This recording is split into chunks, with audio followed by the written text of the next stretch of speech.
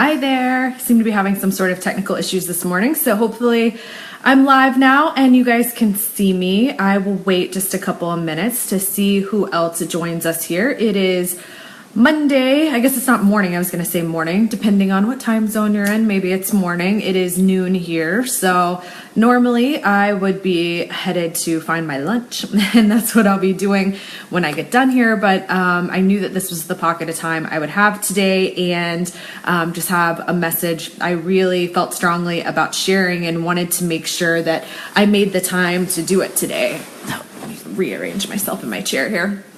If you guys are here live, say hi. I would love to know who's here. And if you're new to the group, I know we have a bunch of new people in the group thanks to a webinar I did a couple weeks ago and then a masterclass that I did last week for another entrepreneur. So I know we ended up with an influx of new people in the group, which is awesome. But I'm still getting to know you all. So please say hi and tell us where you're from as well.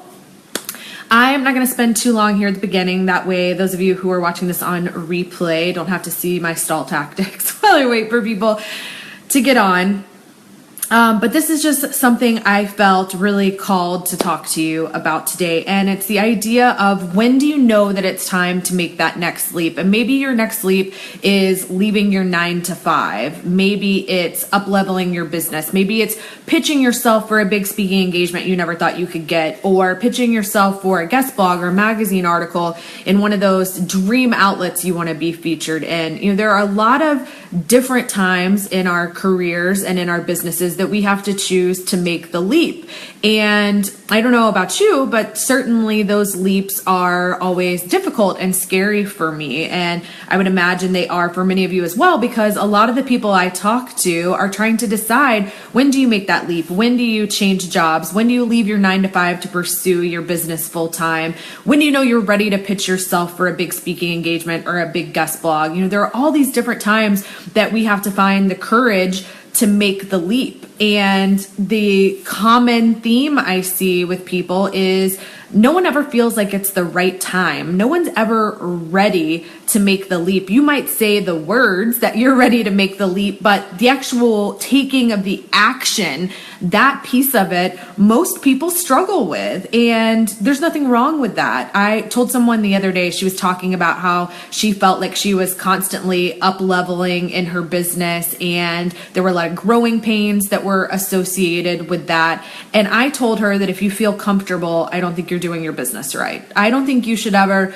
feel comfortable. I think you should always be challenging yourself and you should always be growing and up leveling. And for me, comfortable is not an option. Comfortable is great. Comfortable feels good, but comfortable isn't where I want to be for the rest of my life. I always want to be bettering myself in every way. And this just isn't, my business. It's, working out. It's my marriage. It's my friendships. I don't want to be comfortable. I want to be constantly growing and changing. I want to adapt and reinvent myself. And that requires a lot of courage. And I don't always have it. Sometimes it takes me a long time to make that decision and to make that leap. So I'm not here to tell you that it's been easy for me and that I've got, this magic formula that will make the leap easy for you. But I do have a couple of stories that I want to share that I do think make the leap easier and that made some leaps in my life easier for me. I'm going to sort of work backwards with these stories and not work in chronological order. But this weekend, I was out of town and went out to Texas with my husband to go to a football game at Texas A&M. We go to a game there every year. And those of you who know me already know my husband is a college football writer. And I have in the past been a full-time sports writer. And so we go on a lot of these kind of trips, particularly in the fall, because he primarily covers college football. And I primarily did as well and still continue to do some. And so Saturday night, we went to the game at Texas A&M. We actually then came home and ordered the UFC pay-per-view and proceeded to watch part of that and, went to sleep. So I wake up Sunday morning to about a dozen text messages. And the text messages are telling me not to get on Facebook. They are from my friend Teresa. she's my best friend. She lives a block down the street from me. And they said, don't get on Facebook before you call me. Please call me first. I don't want you to see what happened. It's bad. Call me.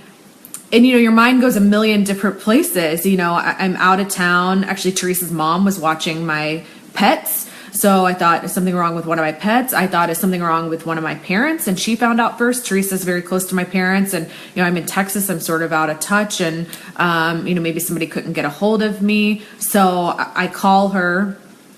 And I'm going to try so hard not to cry on this Facebook Live. But a dear friend of ours, Blaze, was scuba diving with her husband on Saturday, and something happened. We still don't know exactly what happened, and Blaze drowned. Her husband was able to get her to the surface and perform CPR on her and call for help. And when they met up with the paramedics, he collapsed. He is actually still in the hospital. He's stable, and it sounds like he will have a full physical recovery. But Blaze was 37. She graduated law school the same year that I did. I'm 34, about to turn 35. And I met her through some other attorneys that are about our age. And there were a group of us, all female attorneys about the same age and at about the same point in our career, although obviously my career has taken a big turn in that I didn't continue to practice law, but Blaze did. She's been at the same law firm since she graduated. And actually, I think she worked at that law firm before she went to law school as an administrative assistant. And I can remember having conversations with her about this idea of making a leap and do you change practice groups? And, once you've practiced in an area for so long, it's hard to make a move, whether it's moving practice groups within your current firm or moving firms and going somewhere else completely. And she was someone who was working incredibly hard to make a place for herself at her firm, who wanted to make partner. She was really involved on their pro bono committee. And I'm just, she's so close to my age and her story's so close to my own, and that we were both, female attorneys who met, went, right out of law school, and she got engaged and got married about a year before I got engaged and got married. My husband and I were at their engagement party. They eloped to get married, so we weren't at the wedding, but there's so many parallels between her life and mine that, not only did it hit me hard that my friend has passed away so unexpectedly and in such a freak accident, but just how young she was and how many things she still had left that she wanted to do. And it reminded me of losing another friend 8 years ago when I first started practicing law. I lost my college boyfriend, who I was not dating at the time, but who I had been on again, off again with, and was still very much in love with. And he died quite out of the blue as well. And I actually handled the probate of his estate. And I remember getting access to his bank account to be able to distribute the funds. And he had something like $40,000 socked away in this account. And as I talked to his roommate and to his parents and other people, I found out he had been saving money to buy a house, but he hadn't pulled the trigger on it yet. He had $40,000. It was more than enough for, a down payment on what he was looking for, but he hadn't done it yet. And so having these people who are my age, who have died so unexpectedly and so suddenly, I know that when Josh died 8 years ago, that made me more of a risk taker. That happened while I was still a practicing attorney. And maybe had that not happened, maybe I wouldn't have been so willing to make that leap from being an attorney to being a sports business reporter and giving up my practice and my clients and that, the law degree that I worked so hard for and paid so much for, not using it anymore and going into journalism, which is not something I ever even considered doing in my entire life. I never said that I wanted to be a reporter or a journalist. And then making the leap from that to trying to be a freelance writer on my own and ghostwriting for folks. And then starting this business, 16, 17 months ago now, those are big career leaps, but there's little leaps along the way, like pitching yourself for that speaking engagement that you don't think you're ready for yet, or pitching yourself for that guest blog that you think is an outlet that would never say yes to you. We have these decisions to make every day, all these little leaps, and sometimes those little leaps add up to a big leap, and sometimes it's a big leap all on its own. Certainly leaving your 9 to 5 to go out on your own is a big leap. And I'm not here to tell you to, to not look before you leap or to make rash decisions.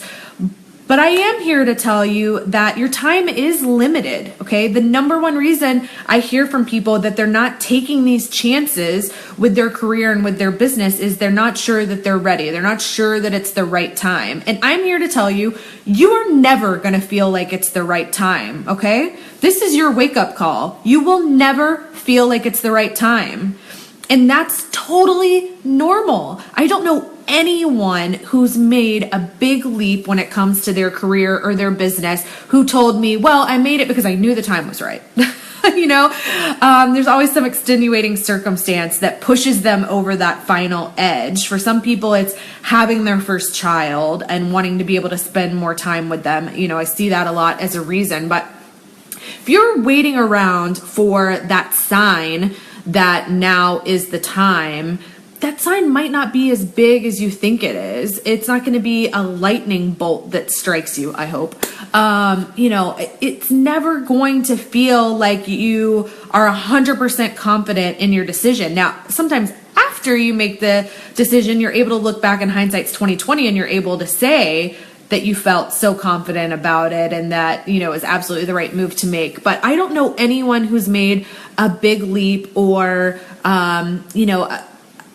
put themselves out there in a big way who felt like they were 100% ready to do it and felt like, I'm going to do it because now is the time. No, most of the time, these are blind leaps of faith. And I have become better at making them, not because I've become more confident or because I'm any better at what I do than I used to be, but because I've had these two friends who were my age who have died quite unexpectedly. One I was in my mid-20s and now this one I'm in my mid-30s. And I just think about all the things they didn't get to do that they were waiting to do, like buying a house or changing jobs. And they'll never get to make those decisions. They'll never get to make those leaps. And, if I went back a week ago and I told Blaze she was going to drown this weekend, would she have felt like she did everything that she wanted to do? Yeah, probably not at 37. But I just wonder, if you knew your expiration date, if you knew when you were going to die, and I'm not saying that I want to know, but would you make decisions differently?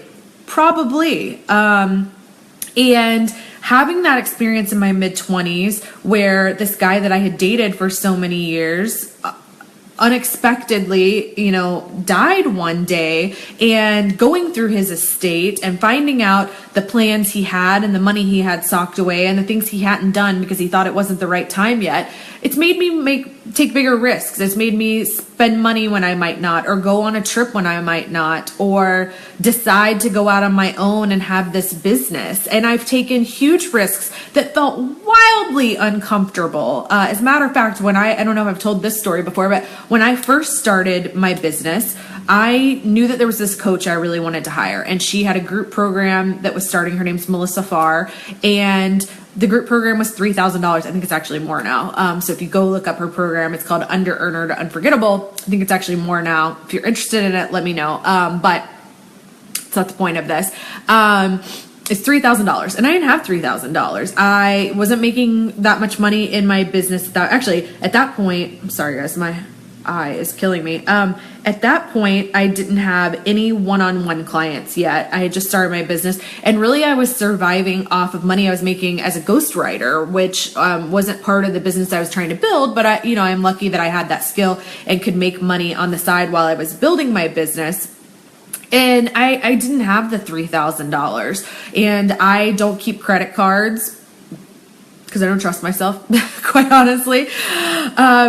The $3,000 just wasn't there, and I wanted to do it for weeks, and I waited until literally 11:59 when the offer was going to expire at midnight to be part of this group program. I found a lending source online, I vetted it to make sure it wasn't super sketchy, but I mean, I was borrowing money at a pretty high interest rate to be able to pay to be in this course. And that was on a Friday night. On Sunday, I got my first client at a $3,000 retainer for 3 months. And that paid for that group coaching program. I made the money back in 48 hours before I even had any of the skills. And I know there's a lot of people who believe that when you invest in yourself and you make that sort of like financial leap, that those things come to you. I'm not a real woo-woo spiritual kind of person in that way. And if you are, I have no problem with it. I do believe in investing in myself, and I believe in taking risks in order to challenge myself and up level and to build the life that I want for myself. Because no matter how old you are listening to this right now, the clock is ticking for all of us, every single one of us. And you never know how long you have before, the proverbial hourglass runs out. And having these two friends of mine who have passed away in my mid-20s and now in my mid-30s under such, bizarre circumstances and so unexpectedly has made me a bigger risk taker when it comes to those sorts of things. Now, I'm still not a big risk taker when it comes to something like scuba diving, like my friend was. Scuba diving freaks me out. And now you can be sure I'm never going to go scuba diving. I'm not going to go skydiving either. Like, that doesn't appeal to me either. I'm not a risk taker when it comes to things like that, but I am a risk taker when it comes to my business and when it comes to my life and building the life that I want. And I invest in myself and I push myself and I challenge myself every single day. I don't ever want to feel comfortable because that isn't going to get me where I'm going. So if you have one of those big leaps or even a small leap that you're considering that you haven't taken yet because you don't feel like the time is right, you haven't gotten a sign, you feel like you're just going to have that intuition, you're just going to know when the time is right, you're not going to. I don't know anybody who's ever told me that they, just suddenly they woke up one morning and it felt like the right time to do it. We all make these leaps afraid, and you build confidence not in waiting to make the leap, but in making it and proving that you can do it. And it's things like those financial investments that sort of hold your feet to the fire and force you to take action and to do these things and to build your business and to put yourself out there. And so I want you to get comfortable being uncomfortable. I want you to be willing to take risks and to make leaps and stop waiting for the time to be right, because the time is never going to feel like it's right. And what if you run out of time? What if you're like my friend Blaze, who died in a freak accident this weekend and doesn't get to do any of those things that we've been talking about that she wanted to do with her career and with her life? I mean, that's it. Her chances are over. We're not cats. We don't have 9 lives. And so what I want to come out of this is the same thing that I got out of my friend Josh, who passed away unexpectedly when I was in my 20s, and he made me bolder. He made me more of a risk taker because I saw the things he didn't get to do in his life and that he was putting off, waiting for the right time. And I said, that's it. I'm never waiting again. I am going to take that leap, whatever it is. And I'm not telling you to go out and do things that you haven't researched and prepared for. But I think you know who you are. Those of you who are sitting on those ideas and those plans, and it's been nagging in the back of your head, is this the right time? And you just can't get over that final hurdle. I want to shove you off the cliff, okay? I want you to take the risk, invest in yourself, whether that's time, it's money, you've got to just make the leap and you'll find the confidence on the other side. It's like when, mama birds push their baby birds out of the nest and they learn how to fly on the way down. That's really how it has to be most of the time.